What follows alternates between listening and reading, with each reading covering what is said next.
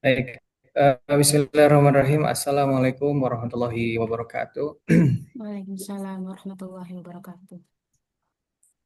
Ya, suaranya mana nih teman-teman mahasiswa dari sarjana sama yang sedang tesis? Boleh dijawab salamnya? Jawab salam. Waalaikumsalam warahmatullahi wabarakatuh, Waalaikumsalam Pak. warahmatullahi wabarakatuh. Waalaikumsalam Pak. Alhamdulillah, terima kasih. Sehat semua ya. Sehat Alhamdulillah. Pak. Sehat semua, tetap semangat dan selamat melangkah menuju sesan. Insya Allah. Amin. Ya rabbal alamin. Yang saya hormati mungkin dalam hal ini Ibu Rektor ya, entah beliau sudah masih ada atau belum di Zoom ini. Kemudian mungkin Bapak Warek kalau masih ada ya. Terus Ibu Kepala Perpustakaan Ibu Dewi Yanti, terima kasih atas kesempatan yang diberikan. Ini luar biasa. Alhamdulillah bisa berjumpa dengan teman-teman yang semangat sedang menyusun tugas akhir skripsi dan tesis. Ini adalah bukti karya teman-teman semua yang nanti akan diunggah di repositori. Jadi teman-teman perlu berbangga dan perlu satu semangat karena karya tulis teman-teman, intelektual ide dari teman-teman yang akan diunggah sehingga semua orang yang ada di dunia ini bisa membaca hasil karya teman-teman. Jadi nanti teman-teman akan bisa dikenal lah kalau nanti anak adik tingkat ataupun mahasiswa lainnya kebetulan ya topiknya sesuai dengan skripsi, tugas akhir atau tesis teman-teman nanti bisa disitasi dan itu terus akan bertambah bertambah dan bertambah. Nah, contohnya mungkin saya sedikit dulu ya. Eh misalkan ya.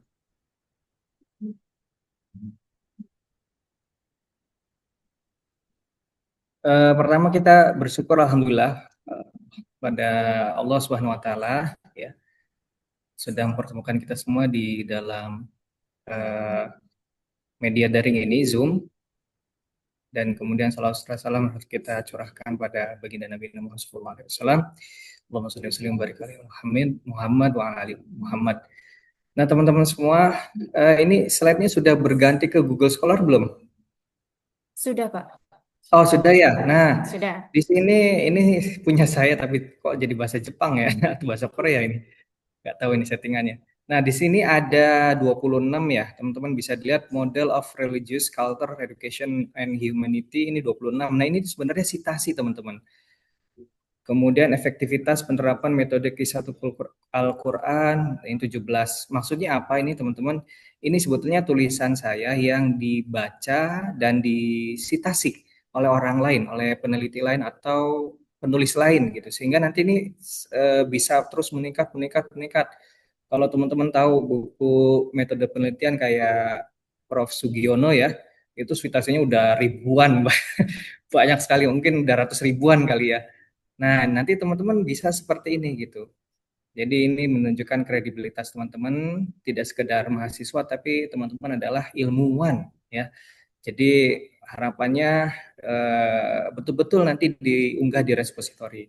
Nah, sebelum diunggah di repositori, nah ini ada satu hal wajib penting, wajib ain ya, yang perlu teman-teman ketahui karena ini justru akan menjadi pisau bermata dua ya. Di satu sisi tulisan kita akan dikenal, tulisan kita akan dijadikan rujukan dan lain sebagainya. Tapi di satu sisi juga ini bisa menjadi apa bisa membunuh diri kita sendiri dalam tanda kutip ya.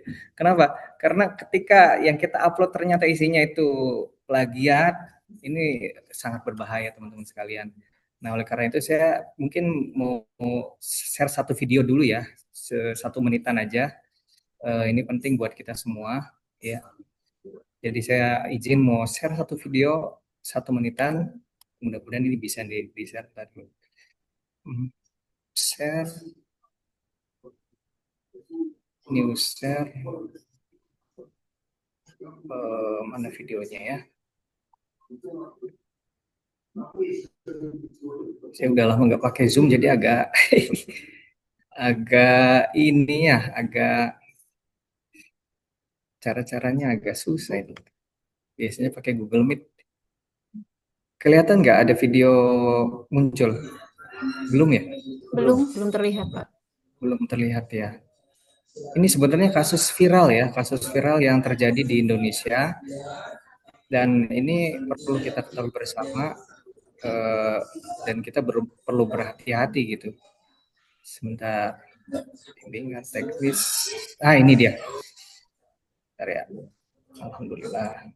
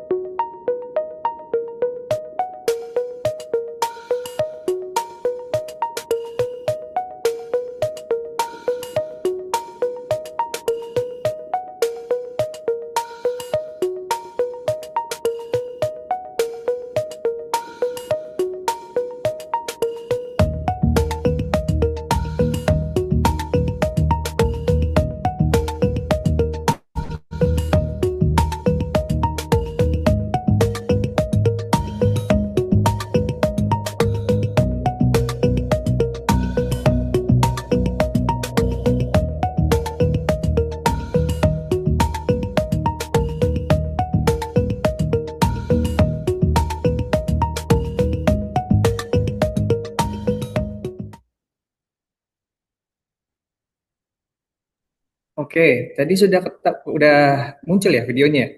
Sudah, Pak. Alhamdulillah. Oke, oke, baik.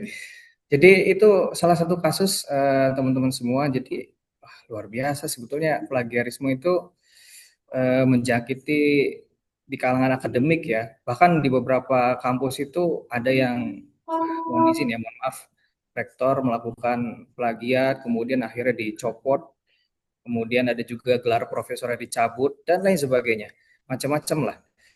Kita menghindari hal-hal tersebut ya teman-teman semua. Jadi jangan sampai terjadi hal seperti itu. Maka dari itu pada pagi hari ini saya coba membawakan satu materi yaitu tentang menghindari plagiarisme ya dalam penulisan akademik. Nah, nanti akan mengenal Turnitin itu seperti apa ya. Teman-teman juga mungkin udah ada yang tahu Turnitin itu apa gitu ya. Kemudian hasil similarity seperti apa gitu ya. Menulis parafrase yang benar, tapi singkat aja sih. Nggak banyak. Nanti lebih dalamnya tolong bisa manfaatkan fasilitas dari perpustakaan. Ada ada tempat tuh konsultasi ya, Bu Dewi ya. Iya, siap. Ada, Bapak. Ada tempat konsultasi ya. Nah, itu nanti bisa silakan teman-teman dari apa pasca ataupun dari sarjana itu bisa nanti apa namanya, gimana sih parafrase Pak? Caranya tuh Bu nanti bisa diajarkan lebih dalam. Oke, baik. Nah, teman-teman semua, peta materi yang ada pada pagi hari ini ya. Jadi di sini saya ingin tegaskan bahwa Turnitin yang nanti akan kita bahas apa itu seperti apa ya secara singkat itu bukan hakim ya teman-teman. Nanti teman-teman sebelum di post, di upload tugas akhir skripsi tesisnya di repository itu harus wajib bin kudu, wajib ain, dosa besar kalau tidak melakukan itu ya. Dicek di minimal di Turnitin ya. Jadi nanti teman-teman akan melihat tingkat similarity, tingkat kesamaan katanya. Nah, tapi Turnitin ini bukan hakim. Jadi bukan hakim yang menjas bahwa tulisan kita ini plagiat atau bukan ya. Jadi dia itu hanya menunjukkan hal yang mirip, poin-poin yang mirip ya. Setelah itu nanti kita sendiri akan mengecek, membaca, kemudian memperbaiki. Nah, di sini pada pagi hari ini ada 3 poin utama yang akan kita bahas. Yang pertama adalah bentuk-bentuk plagiarisme. Jadi teman-teman tahu secara umum bahwa plagiarisme itu A, B, C, D ya. Dan yang paling ada nanti hal penting yang nanti teman-teman perlu ketahui ya, yang sering banyak orang tidak sadari. Kedua, cara membaca hasil Turnitin. Dan ketiga, cara melakukan parafrase yang benar. Nah, jadi ketika di-scan Turnitin nanti bukan hanya angkanya yang kecil, tapi juga tulisan kita itu jelas dan dapat dipertanggungjawabkan. Oke, berikutnya adalah bagian pertama ya tentang plagiarisme dan bentuk-bentuknya. Jadi banyak mahasiswa, teman-teman sekalian, yang mengira plagiarisme itu cuma salin tempel satu halaman penuh, itu plagiat. Padahal sesungguhnya bukan seperti itu, teman-teman ya. Bukan hanya sekedar salin tempel satu halaman penuh itu plagiat, bukan. Kadang-kadang plagiarisme itu justru lebih halus ya. Misalnya hanya mengganti beberapa kata ya, kemudian mengambil ide tanpa disertai citasi atau memakai tabel gambar tidak disebutkan sumbernya dari mana. Nah, itu sebetulnya bagian dari plagiarisme. Nah, itulah yang perlu teman-teman harus tekankan. Jadi bukan hanya satu halaman penuh copy paste, enggak. Kita ambil tabel, kita ambil gambar dari satu sumber ya, tidak disebutkan sumbernya dari mana, kita ambil ide orang, tidak disitasi, tidak ditampilkan citasinya, itu termasuk bagian dari plagiarisme, teman-teman sekalian. Oke, baik. Oleh karena itu di sini plagiarisme itu apa sih? Nah, sederhananya teman-teman, plagiarisme itu sebentar, ini tidak ada masalah kan dengan slide atau suara? Tidak ada, Ya, tidak ada. double suara dengan Ibu Dewi. Oh, double suara. Bentar. Oh iya, Ya. oke. Maaf ya. Kalau ada kendala atau pertanyaan langsung aja nggak apa-apa ya. Sampaikan begitu. Nah, plagiarisme itu sederhananya tuh memakai ide, kalimat, data, tabel atau gambar orang lain seolah-olah milik sendiri ya, tanpa menyebutkan sumber dengan benar. Itu sebetulnya inti dari plagiarisme secara sederhana ya. Nah, dalam tulisan ilmiah kita pakai berbagai sumber atau mengambil dari berbagai sumber itu bukan masalah, bukan di situ poin masalahnya.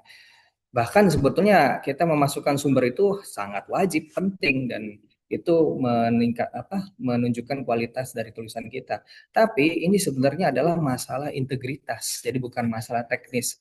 Yang menjadi masalah adalah ketika sumber terujukan yang kita pakai, yang kita ambil itu tidak diakui. Ya, misalnya kita ambil teori dari seorang ahli, kemudian kita tidak sebutkan sumbernya. Ini dari siapa nih, ahlinya siapa? Atau kita menyalin kalimat dari jurnal, tidak diberi tanda kutip ya, kalau kalimat itu sama persis ya, tidak diberi tanda kutip atau juga tidak diberi citasi kalau sudah kita parafrase. Jadi di sini menjadi bias ya. Sebenarnya gagasan yang kita tulis itu gagasan milik siapa? Apa punya kita sendiri atau punya orang lain? Kemudian dari mana sumbernya? Nah, seperti itu. Oleh karena itu, secara hukum pemerintah sudah mengatur resmi mengenai plagiat itu atau pencegahan plagiat di dalam Permendikbud nomor 17 tahun 2010. Nah, kita nggak bahas tentang itu ya. Tapi apa yang kita bahas ini itu sudah ada payung hukumnya, teman-teman sekalian. Oke. Nah, kita masuk ke yang pertama ya. Jadi plagiat yang pertama itu bukan hanya salin tempel. Nah, plagiat, mohon maaf, kita jelaskan tentang plagiarisme ya. Jadi plagiarisme itu bukan hanya salin tempel ya teman-teman. Jadi ada beberapa bentuk plagiarisme. Tadi sedikit dijelaskan. Yang pertama itu adalah salin tempel langsung. Ini yang banyak diketahui ya, yang sudah banyak diketahui yaitu salin tempel langsung. Maksudnya adalah menyalin semua ya, menyalin semua, kemudian ditempel tanpa pengeditan sedikit pun. Nah, ini termasuk plagiat ya, dan tanpa tanda kutip, tidak juga menyebutkan sumbernya dari mana, itu plagiat. Kemudian yang kedua adalah ganti sedikit kata.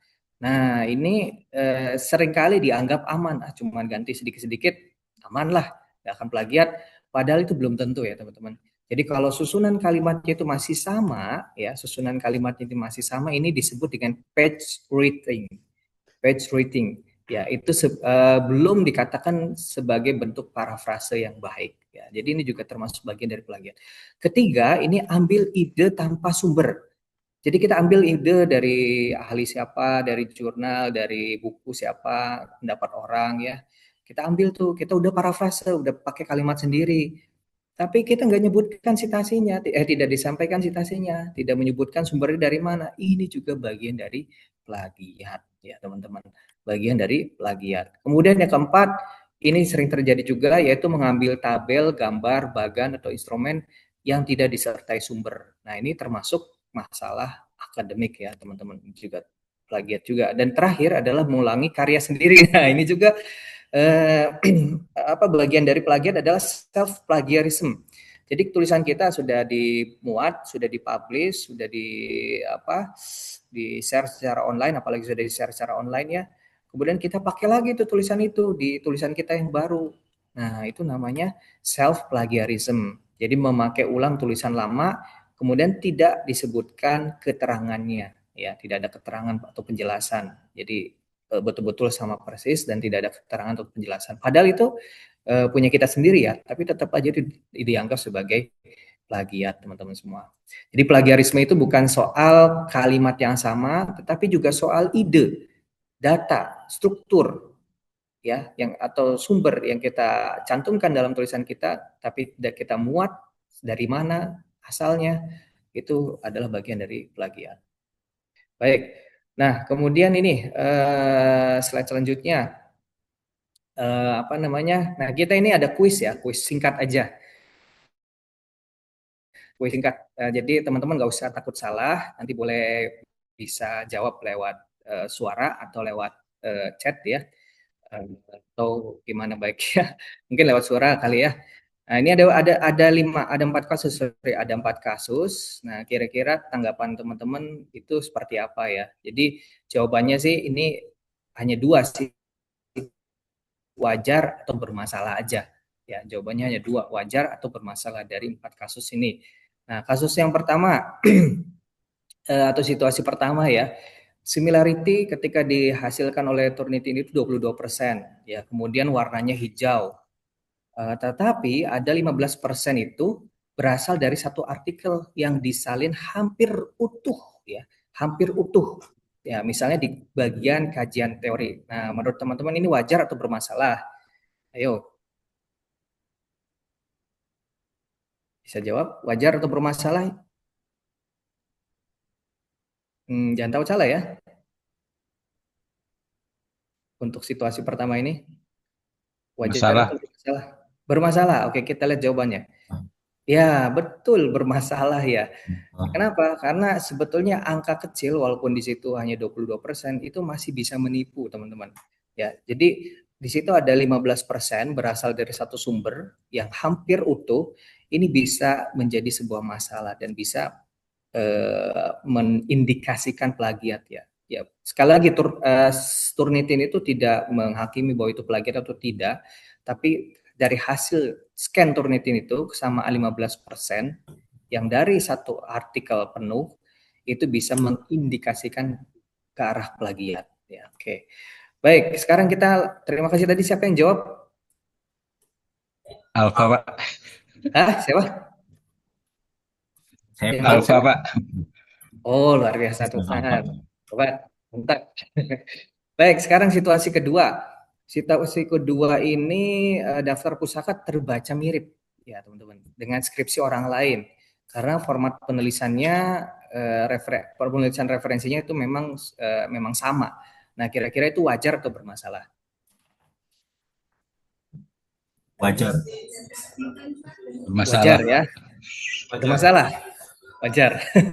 Ada 2 jawaban. Oke, kita cek. Iya, ini wajar teman-teman. Jadi kalau referensi itu sama persis, itu wajar sebetulnya ya. Ketika di scan similarity kemudian hasilnya sama persis itu masih dianggap wajar ya. Karena namanya referensi, maksudnya daftar pustaka ya, daftar referensi itu sudah formatnya sudah baku gitu. Jadi kalau terbaca mirip ya wajar.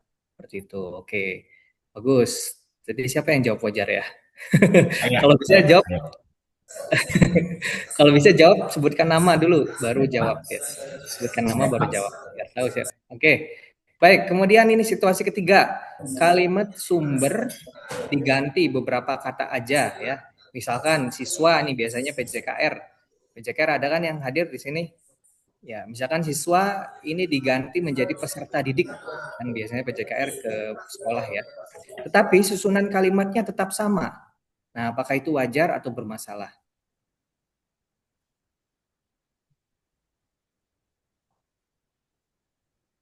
Jadi hanya mengganti beberapa kata siswa jadi peserta didik, ya kayak mengganti sinonimnya lah gitu. Plagiat halus, Pak. Plagiat halus, siapa namanya? Alfa, Pak. Oh, Alfa lagi. Oh, ini Alfa. Hebat sekali. Yang lain pada kemana? Wah, Rajin sekali Alfa. Oke, berarti bermasalah gitu ya? Plagiat berarti bermasalah. Kita cek. Betul sekali, ini rata-rata bermasalah, bermasalah. teman-teman. Nah, ini yang disebut dengan tadi saya sampaikan page writing ya. Atau bahasa Inggrisnya barangkali salah, mohon maaf. Page writing. Saya bukan orang Inggris, orang Indonesia. Baik, ini yang ditambahkan dengan page rating. Jadi hanya mengganti beberapa kata saja, cari sinonim-sinonimnya. Ini masih tetap bermasalah ini teman-teman. Jadi ini perlu ditulis ulang ya, di parafrase dengan struktur sendiri dan diberi citasi ya. Oke, yang terakhir keempat, situasi keempat, kutipan langsung berupa definisi resmi. Ya, misalkan apa ya? Misalkan kekayaan intelektual adalah bla bla bla bla bla bla gitu. Itu istilah ya. Kemudian di copy paste langsung sama persis gitu. Terus dikasih tanda kutip. Dikasih tanda kutip dan ada citasinya. Kira-kira itu bermasalah atau tidak? Bermasalah atau wajar? Wajar, Pak. Nah, siapa ini yang jawab nih? Siapa yang jawab wajar? Jen, Pak. Wajar, wajar, wajar. Jen, oke, Wajar, kita Pak, wajar. Pak Jen ya. Kita lihat iya, betul sekali. Wajar. Jadi wajar. Boleh teman-teman ya, kalau istilah definisi resmi atau teman-teman hukum nih, pasal-pasal copy paste nggak apa-apa, tapi jumlahnya secukupnya. Jangan sampai satu halaman track ambil semua. Nggak mungkin kalau kayak gitu, lucu ya. Itu nggak ya ya bermasalah juga sih, nanti hasil Turnitin-nya tinggi ya. Ya, seperti itu. Jadi tetap boleh kutip langsung ya namanya, kemudian dikasih tanda kutip, jangan lupa diberi citasi dan jumlahnya secukupnya aja. Oke, terima kasih nih tepuan buat Alfa dan Zen. Oke, Baru Jen, selanjutnya. Mas. Oke, kita lanjut ke slide berikutnya, itu tentang membaca hasil Turnitin, ini bagian kedua ya. Nah, biasanya ini yang membuat mahasiswa sering khawatir ya, terutama kalau yang sudah S2 atau S3 nih biasanya, waduh, ini udah bermain Turnitin nih biasanya.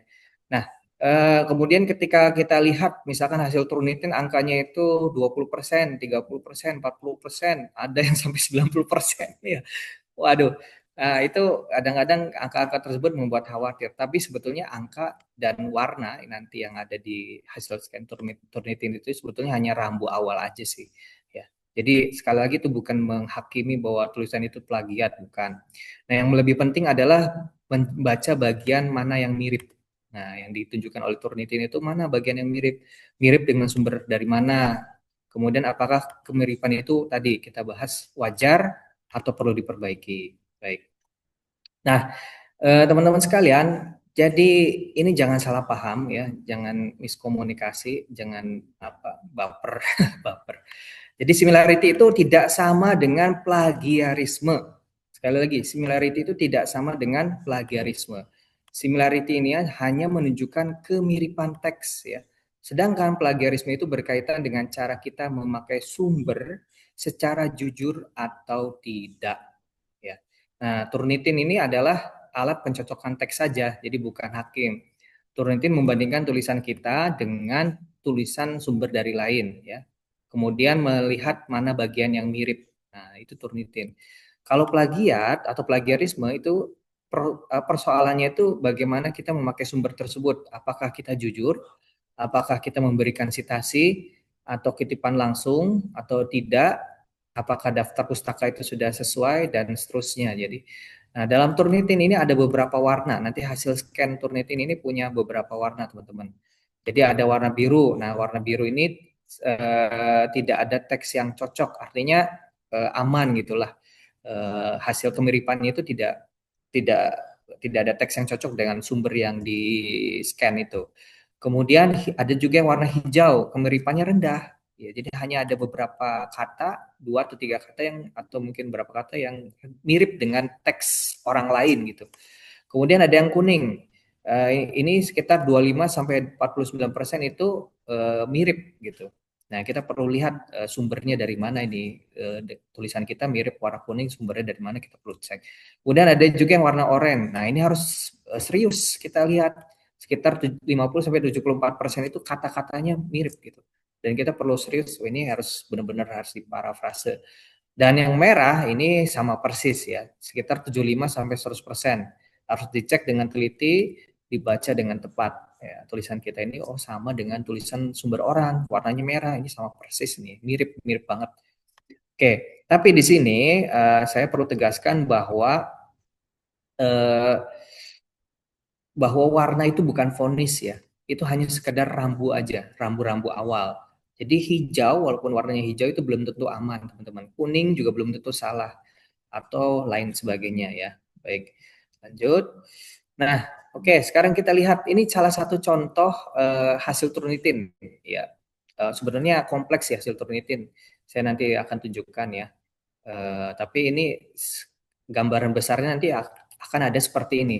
Ya, akan teman-teman lihat seperti ini. Jadi nanti ada skor similarity total ya. Di sini 32% dan ada warna kuning. Nah, kalau melihat angkanya ya kita bisa jadi panik ya. Aduh, lumayan juga 32%.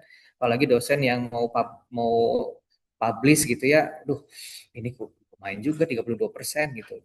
Biasanya sih kadang suka ditolak kalau 32% gitu. Nah, tapi kita jangan berhenti hanya di angka, kita harus lihat sumbernya. Nah, kita lihat di sini repositori dari kampus A, wah ada 20%. Artikel jurnal pendidikan, wah ada 7%. Website pemerintah ada 4%. Nah, kita harus cek teman-teman di hasil Turnitin itu. Contoh misalkan kita klik ya di sini ya. Nah, ini yang repositori kampus A 12%. Sumber penyumbang terbesar jika yang mirip adalah latar belakang, kajian teori, atau metode dalam bentuk paragraf panjang, maka ini perlu direvisi serius ya. Ya. Tapi kalau ternyata yang membuat merahnya itu hanya format halaman, kemudian judul bab atau daftar pustaka. Jadi ya ini memang pasti merah sih ya. Di mana-mana pasti orang pakainya bab 1 dahuluan, bab 2 kajian teori atau kajian literatur gitu ya. Pasti sama lah kalau kayak gitu. Nah, kalau kayak gini ini masih wajar, teman-teman.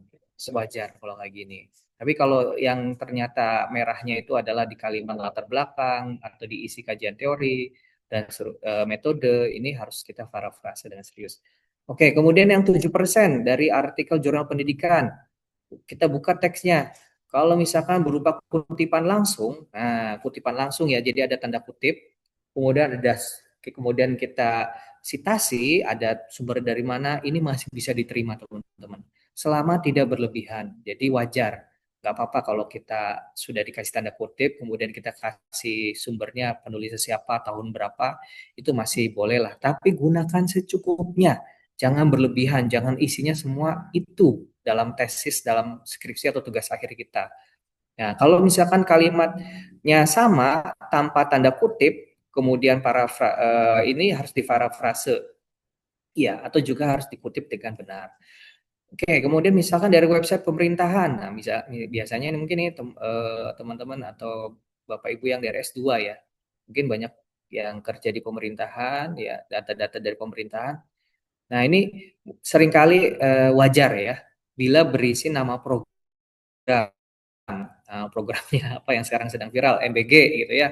Sama persis. Kemudian data resmi, oh ternyata berapa persen yang sudah menerima manfaat MBG, data resmi itu kita kutip. Atau regulasi, nah itu teman-teman hukum, S2 hukum atau S1 hukum, pasal ini undang-undang dan lain sebagainya, itu dikutip, itu kemudian ada muncul sama 4% gitu ya, atau berapa persen, itu wajar ya teman-teman, itu masih wajar. Tapi tetap sumbernya itu harus kita masukkan dari mana, dari pemerintah, dari data apa, dari pasal undang-undang apa, kita masukkan di situ sumbernya ya. Dan tetap juga gunakan secara wajar ya, jangan semuanya isinya. Ada tuh pernah buku tulisannya isinya semua pasal-pasal semua ya, buku tentang A isinya semua pasal-pasal, pasti itu kalau dicek Turnitin gede sekali hasilnya ya. Kalau bisa sih banyak orang yang menyarankan ketika dimuat dalam tugas akhir, skripsi atau tesis, kalau bisa itu jadikan footnote saja gitu. Jadi atau intinya dari pasal undang-undang tersebut itu apa gitu. Jangan semua pasal-pasalnya dimasukin gitu. Itu wah itu kalau dimasukkan ke jurnal kemungkinan besar ditolaknya tinggi teman-teman semua ya. Teman-teman terutama teman-teman dari hukum nih biasanya ini ya harus bisa ditemukan intisari dari pasal-pasal tersebut itu seperti apa, kemudian kita bahasakan dengan bahasa kita sendiri. Baru kita cantumkan berdasarkan pasal undang-undang berapa bahwa bla bla bla bla bla bla dengan kalimat kita sendiri gitu. Oke, kemudian daftar pustaka. Nah, biasanya ini wajar karena format referensi memang sering sama. Dalam beberapa pengaturan, daftar pustaka bisa dikecualikan sesuai kebijakan dosen atau kampus. Jadi di Turnitin juga ada fasilitas untuk mengesampingkan daftar pustaka. Jadi daftar pustaka itu nggak di-scan. Nah, itu boleh-boleh saja tergantung kebijakan. Oke, kemudian sumber kecil lainnya ada 5%. Cek sekilas, biasanya tidak semua bermasalah, tetapi bila ada kalimat panjang ya, sama gitu, satu paragraf, 3 kalimat semuanya sama persis, nah itu harus diperbaiki teman-teman. Ya, bisa dipahami ya. Oke, baik. Nah, kita lanjut. Bagaimana cara membaca kemiripan ya, alur membaca dan menilai kemiripan. Nah, kita bisa pakai 5 langkah, teman-teman, 5 langkah praktis dan sederhana. Yang pertama, kita lihat dulu angka similarity totalnya, ya. Tetapi jangan berhenti di situ, ya. Oh, ini 50%, ini 30%. Jangan berhenti di situ. Kemudian lihat warnanya. Jadi warnanya tadi ada merah, hijau, dan seterusnya itu sebagai rambu-rambu ya. Kemudian ada yang ketiga adalah cek sumber terbesar. Nah, sumber terbesar yang presentasinya paling tinggi itu kita cek, kita buka. Ini penting ya, karena ini biasanya bermasalah ya daripada sumber-sumber yang kecil. Kemudian buka teks yang berwarna ya, warnanya merah atau kuning atau hijau, kemudian baca kalimatnya. Ya, kita lihat apakah itu daftar pustaka, apakah itu kutipan, apakah itu istilah teknis, atau memang paragraf yang terlalu mirip. Nah, gitu. Kemudian bedakan yang wajar dan yang mana yang perlu direvisi. Nah, umumnya yang wajar itu adalah daftar pustaka, judul peraturan, nama lembaga, istilah baku, kutipan langsung yang benar, tapi secukupnya itu wajar-wajar saja. Tapi yang perlu direvisi adalah kalimat panjang yang sama tanpa tanda kutip, paragraf mirip sumber, banyak kemiripan dari satu skripsi, pembahasan terlalu mirip artikel lain. Nah, itu perlu direvisi. Oke, kita masuk ke bagian terakhir yaitu parafrase yang benar ya. Nah, ini penting kenapa teman-teman? Karena banyak mahasiswa yang ingin menurunkan kemiripan, menurunkan similarity, menurunkan skor Turnitin, tapi caranya itu kurang tepat. Ya, yang lucu itu banyak tuh tutorial di YouTube itu dikasih tanda titik. Ya, kasih tanda titik tapi titiknya jangan diwarnakan, diwarna putih. Nanti langsung turun skor Turnitin yang nggak sama gitu. itu ngaco teman-teman semua ya. Aduh bahaya itu, jangan ikuti tutorial yang begitu. Ya, banyak yang mengira parafrase itu ada yang beranggapan bahwa parafrase itu hanya mengganti kata saja ya. Misalnya penting diganti krusial, siswa diganti peserta didik, atau membentuk diganti membangun ya. Nah, itu sebetulnya bukan parafrase ya, teman-teman. Itu bukan parafrase. Jadi parafrase yang baik itu dimulai dari memahami isi sumbernya dulu, kita pahami, kemudian menuliskan kembali dengan struktur kalimat kita sendiri. Nah, baik. Nah, gimana cara parafrase yang baik? Nah, kita bisa lihat di sini ya. Ini ada beberapa contoh. Parafrase yang baik itu bukan menggantikan kata. Teman-teman bisa lihat contoh di slide. Nah, di teks asli ini menjelaskan bahwa mahasiswa sering mengalami kesulitan dalam menulis karya ilmiah karena belum memahami cara mengutip, merangkum, dan memparafrasekan sumber secara benar. Nah, ini teks aslinya. Kemudian di parafrase, kalau yang buruk parafrasenya, maka contohnya seperti teman-teman lihat ya. Mahasiswa sering kesulitan dalam membuat karya ilmiah karena belum mengerti cara mengutip, meringkas, dan memparafrase sumber dengan benar. Jadi itu hanya mengganti beberapa kata saja. Misalnya menulis diganti dengan membuat, memahami diganti dengan mengerti, merangkum diganti dengan meringkas. Nah, contoh parafrase yang terbaik, yang terbagus itu seperti apa? Nah, parafrase yang terbagus itu menyusun ulang gagasannya. Ya, kalimat berubah, susunan berubah, tapi maknanya sama. Ya, tetapi maknanya sama. Jadi kemudian yang terakhir jangan dihilangkan citasinya. Ya, ada nama penulis dan tahun. Contohnya di sini salah satu kendala penyusunan karya ilmiah adalah lemahnya kemampuan mengolah sumber. Ya, banyak mahasiswa belum bisa membedakan kapan harus mengutip, merangkum, atau memparafrasekan gagasan. Kasih sitasi, nama penulis setahun. Nah, ini adalah parafrase yang baik, teman-teman. Oke, nah gimana cara membuat parafrase yang aman ya? Ada 5 langkah praktis. Yang pertama, teman-teman baca dulu sumbernya dari jurnal, dari apa? Dari pasal-pasal, dari undang-undang, dari artikel orang lain, dari data statistik dan seterusnya. Kita pahami dulu sumbernya. Ya, jangan langsung menulis ulang, jangan langsung parafrase. Kita pahami dulu. Oh, ini maksudnya begini. Oh, ini begini. Terus udah kayak gitu, yang kedua adalah tutup sumbernya, tutup blok, tutup ya artikelnya, tutup pasal-pasal undang-undangnya dan lain sebagainya, kita tutup sebentar.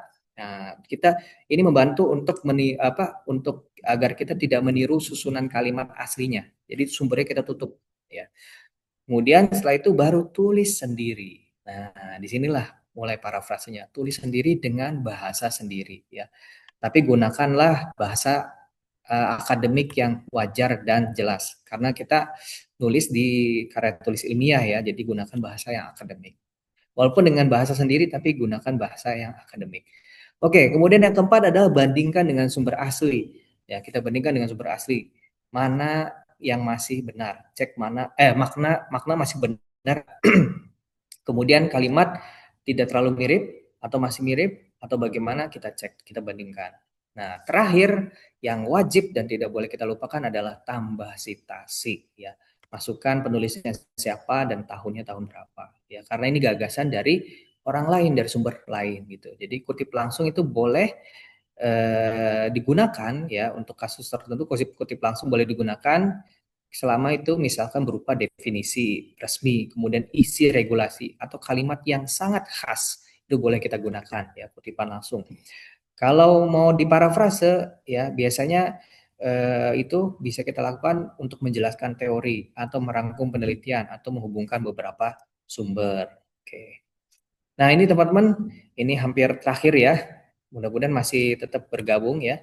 Halo, masih tetap bergabung? Halo, halo. Hai. Halo, masih. Halo, Oh, masih Bapak. Alhamdulillah. Baik. Nah, teman-teman, sebelum nanti diupload, diunggah, atau kita serahkan ke dosen pembimbing, tugas akhir tesis dan lain sebagainya, nah bisa teman-teman checklist dulu ya. Checklist. Oke, misalkan ini untuk menghindari plagiat ya. Semua ide dari sumber sudah diberi citasi. Oke. Kemudian kutipan langsung sudah memakai tanda kutip. Oke, aman. Setiap citasi diisi ada di daftar pustaka dan sebaliknya. Nah, ini juga penting ya. Jadi daftar pustakanya banyak tapi citasinya sedikit. Nah, itu heran. Atau citasi banyak, daftar pustaka sedikit, itu juga salah. Jadi harus berimbang, harus sama persis. Oke, ini tidak ada masalah. Kemudian tidak ada paragraf panjang yang terlalu mirip dengan sumber. Nah, ketika dicek di Turnitin, nggak ada paragraf panjang yang mirip dengan sumber, aman. Oke, lewat. Kemudian tabel, gambar, data, dan instrumen sudah diberi sumber dari mana, tabelnya, datanya diambil dari mana, dikasih oleh kita sumbernya. Oke, aman, lolos. Kemudian hasil Turnitin dibaca per sumber, bukan hanya angka. Kita sudah baca, cek hasilnya seperti apa. Oke, aman. Parafrase bukan sekedar mengganti kata. Apa yang kita lakukan dalam parafrase tidak sekedar mengganti kata. Oke, sudah. Revisi untuk memperbaiki tulisan bukan mengakali Turnitin. Ya, oke, udah. Kalau sudah lengkap semua ini, tulisan Anda adalah tulisan yang jujur, mantap, luar biasa. Kemudian rapih dan bisa dipertanggungjawabkan. Nah, ini keren banget ini. Mahasiswa kayak gini, mahasiswa yang menjadi tauladan, suri tauladan, keren banget. Oke, baik. Terakhir, sebelum ditutup, ya saya ingin menyampaikan pesan utama bahwa tulisannya akademik yang baik bukan sekedar lolos Turnitin ya teman-teman, tapi yang jujur, jelas sumbernya, dan menggunakan pemahaman penulisnya. Dan menunjukkan pemahaman penulisnya. Ya, jadi jangan takut menggunakan sumber, itu tetap harus. Kemudian dalam tulisan akademik juga memang sumber itu diperlukan ya. Yang penting adalah gunakan sumber dengan benar ya. Tulis citasinya, kemudian daftar pustakanya rapi. Kalau mengutip langsung, gunakan tanda kutip, jangan lupa. Kemudian citasinya masukkan. Kalau mengambil gagasan, parafrasekan dengan benar ya. Jangan hanya menyalin copy paste atau merubah beberapa kata saja begitu. Jadi nanti teman-teman sebelum diupload di repository itu di-scan dulu, di Turnitin ya. Kita lihat nanti hasilnya seperti apa, bagian yang mirip.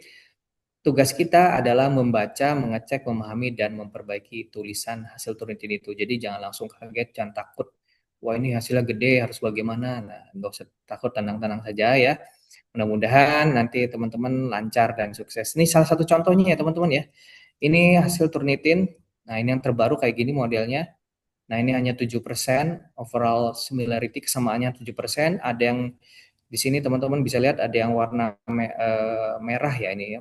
Ini kadang-kadang bisa beda ya. Kemudian biru, ada yang hijau, ada yang ungu. Nah ini kita lihat. Nah ini yang sama-sama merah persis ya karena memang formatnya dari sana begitu dan ini nggak usah diganti ya. Kemudian nih ada yang kuning ya teman-teman. Kemudian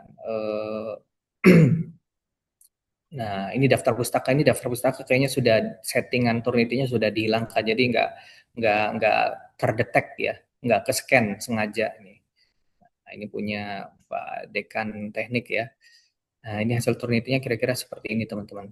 Jadi nanti yang perlu dicek adalah teman-teman eh, warnanya, ya totalnya dulu, kemudian lihat sumber-sumbernya dari mana. Oh 4% dari internet sources, 1% dari publication, 6% dari submitted work student papers ya. Kemudian dicek warnanya, lihat kalimatnya, nanti dicek ini sumbernya. Nah, misalkan yang warna merah ini sumbernya dari sini.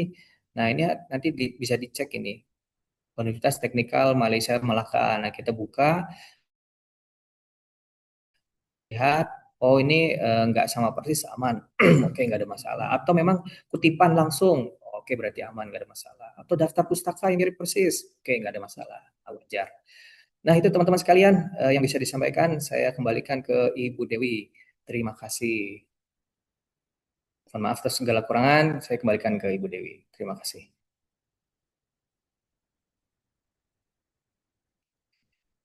Wah, Bu Dewinya ada nggak nih? Ya, sebentar Pak. Iya, gimana? Ada pertanyaan? Silakan Bu. Mangga. Saya kembalikan ke Ibu.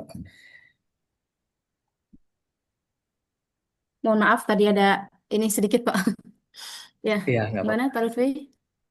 Ya, boleh dibuka sesi pertanyaan bakal ada tombol. Nah, tadi siapa teman Iya, yang malah bertanya? Bapak Ibu semua dibuka sesi pertanyaan ya. Ya, Ya, silakan Bapak. Assalamualaikum Pak Lutfi, Ibu Dewi, kembali saya bertanya. ya, mangga. Terkait dengan Turnitin, ini ada dua yang saya pengen tahu lebih jelas lagi. Yang pertama, apakah bagian-bagian dari tugas akhir kita itu semuanya kita cek di Turnitin, ataukah hanya beberapa bab saja, kayak misalkan bab pembahasan yang bab 4 itu. Itu yang pertama. Terus yang kedua, ketika sudah diupload dan dicek melalui aplikasi Turnitin, ternyata ditemukanlah plagiarismenya sampai ya lumayan gitu, warna kuning atau merah. Nah, apakah kita perlu bimbingan kembali ke dosennya, karena ini kan pastinya harus ada yang dirubah ya, bahasanya atau apa gitu. Kita memang cukup sepengetahuan kita saja untuk merubahnya. Setelah itu kita langsung jilid ataupun kita scan untuk diupload ke yang pertama itu, repository. Demikian Pak Lutfi, mohon diarahkan. Terima kasih. Baik. Oke, mau langsung dijawab atau gimana Bu Dewi? Ditampung dulu. Oh, ya mangga satu-satu aja Pak biar ini ya Oh, boleh. jelas ya. Ya. Pak Zen, terima kasih Pak Zen. Masya Allah, pertanyaannya mantap sekali Pak Zen. Bapak, ini ya, Magister Administrasi Pak. Betul. Oh, Masya Allah, terima kasih Bapak. Pertanyaannya bagus sekali. Memang yang pertama, ya, pertanyaan pertama, apakah harus dicek sendiri-sendiri atau bagian-bagian tertentu saja atau keseluruhan? Nah, ini tips dari saya saja ya. Sebenarnya gini, memang kalau untuk cek Turnitin itu kan dilakukan teman-teman bisa nanti di Shopee ya. di Shopee. Nantilah secara teknis nanti teman-teman bisa ke perpustakaan atau lebih lanjut konsultasi ya. Intinya dicek di Shopee atau di mana memang berbayar, nggak ada yang gratis gitu ya. Nah, biasanya itu satu kali cek itu 5.000 rupiah. Nah, kalau misalkan kita cek bagian-bagian tertentu, misalkan pembahasan saja yang memang biasanya memang banyak di pembahasan atau enggak di bab 2 yang biasanya similarity-nya tingkat kesamaannya itu tinggi. Nah, itu boleh-boleh saja kalau biaya kita mencukupi ya. Kalau biaya kita mencukupi, karena sekali cek itu minimal 5.000 rupiah gitu, belum sama admin. Jadi 5.000 rupiah itu minimal, itu nanti pokoknya secara teknis kita akan lebih lanjut ya, nanti boleh konsultasi lebih lanjut. Nah, bagaimana idealnya seperti apa? Nah, tips saya, setiap kali mau ujian, apakah itu sidang proposal, ataukah sidang seminar hasil, atau yang terakhir itu ujian, kalau bukan ujian tertutup ya, apa namanya kalau sidang terbuka, apa sih kalau S2, S1, sidang ya, maaf. Nah, itu sebelum itu di-scan dulu. Sebaiknya di-scan dulu. Jangan sampai kita scan Turnitin itu di bagian akhir saja pada saat sidang. Sebelum sidang. Atau kalau misalkan ternyata hasilnya tinggi itu repot bukan kepayang. Nanti kita pusing gitu. Jadi sebaiknya setiap kali mau ujian, apakah sidang proposal atau seminar itu scan dulu. Scan similarity. Nah, kemudian ketika sudah di-scan, itu kalau bisa scan-nya semuanya aja, teman-teman semua. Semuanya aja dari mulai bab 1 sampai bab 3 kalau proposal ya. Kalau sudah sidang ya semuanya. Kalau lampiran nggak usah lah. Lampiran nggak usah. Lampiran nggak usah di-scan. Jadi kita ambil intinya saja bab 1 sampai dengan bab 5. Nah, itu saja. Nah, kita scan. Nah, kalau misalkan tadi kalau ternyata tinggi skornya, nah, biasanya kalau yang tidak wajar itu udah indikasi ya, sekali lagi ya. Jadi Turnitin itu bukan hakim bahwa tulisan itu tuh plagiat, bukan. Nah, biasanya kalau udah 50%, nah, kemudian di atas 50%, nah, itu tanda tanya itu harus diperhatikan secara serius. Nah, kalau misalkan masih masih 20 sampai 30%, oke lah kita masih kita coba cek aja, cek apa secara skimming ya, perhatikan mana yang warnanya merah gitu, terutama yang warnanya merah kita perhatikan kalimatnya apakah sama persis dengan sumber sumber yang dicek oleh Turnitin. Ya, kalau tidak sama persis masih masih oke lah 20 sampai 30%. Tapi kalau udah ke arah 50% ke atas itu betul-betul harus bimbingan lagi sepertinya dengan dosen pembimbing. Ya, kalau udah 50% ke atas, ini bagaimana Pak, Bu, solusinya gimana? Nah, biasanya dosen nanti bisa mengarahkan. Jadi nanti ada trik-triknya begini untuk parafrase. Nanti kasih tahu lebih dalam. Nah, boleh konsultasinya pustakaan atau WA ke saya juga nggak apa-apa, boleh ke lewat Bu Dewi pustakaan. Nanti saya akan bantu lagi lebih dalam gimana cara parafrasenya yang mudah gitu. Seperti itu. Ya, jadi kalau intinya kalau misalkan sudah di atas 50% itu wajib harus konsultasi lagi ke dosen pembimbing ya. Nah, kalau masih 20 30 teman-teman asal tahu paham ilmu parafrase bisa diselesaikan secara mandiri. Nah, yang penting tahu cara parafrasenya aja yang baik dan benar. Itu bisa diselesaikan sendiri gitu. Gitu Bapak. Ya, mohon maaf. Gimana Pak? Pak Lutfi, terima kasih. Mungkin sudah cukup. Alhamdulillah. Ya, terima kasih Pak Zen atas pertanyaannya. Sama-sama Pak, Silakan. penjelasannya. Ya. Yang lain barangkali Bu Dewi ada lagi teman-teman?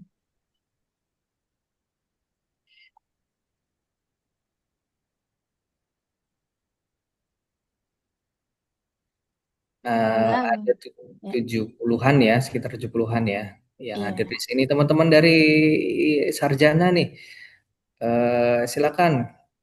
Jangan sampai nanti di akhir itu kita, waduh, kerepotan gitu. Aduh, kok ini kok tinggi? Karena sekarang wajib ya teman-teman, wajib diunggah di repository satu. Kemudian yang kedua, sebelum di repository harus di scan Turnitin dulu. Wah, kalau nggak di itu bahaya, itu justru bisa membunuh kita sendiri. Kita udah tulis bener-bener gitu ya, perasaan nggak ada yang kita ambil dari orang lain gitu, nggak plagiat. Nyatanya atau tiba-tiba ada kasus A B C D gitu ya, sampai nauzubillah misalkan dicabut gelarnya. Wah, pokoknya ya, jadi kalau ada yang kurang jelas bisa ditanyakan sekarang teman-teman.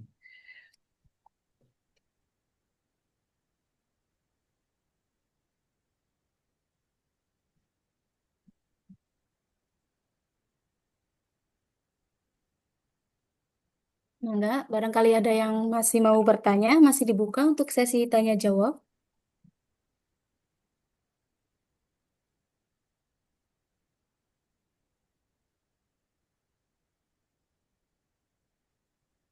Oke.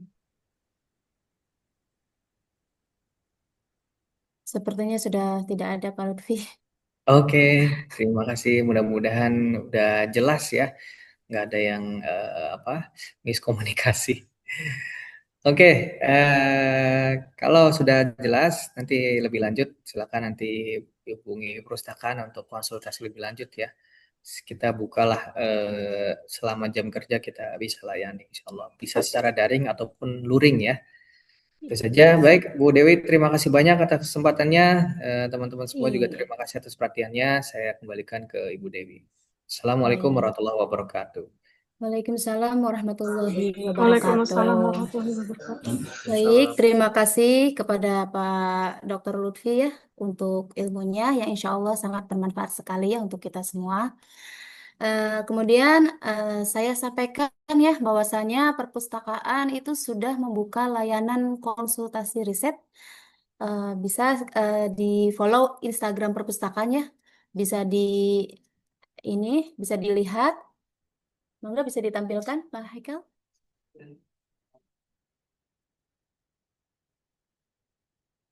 Ya, ini adalah Instagram untuk Perpustakaan Untak Cirebon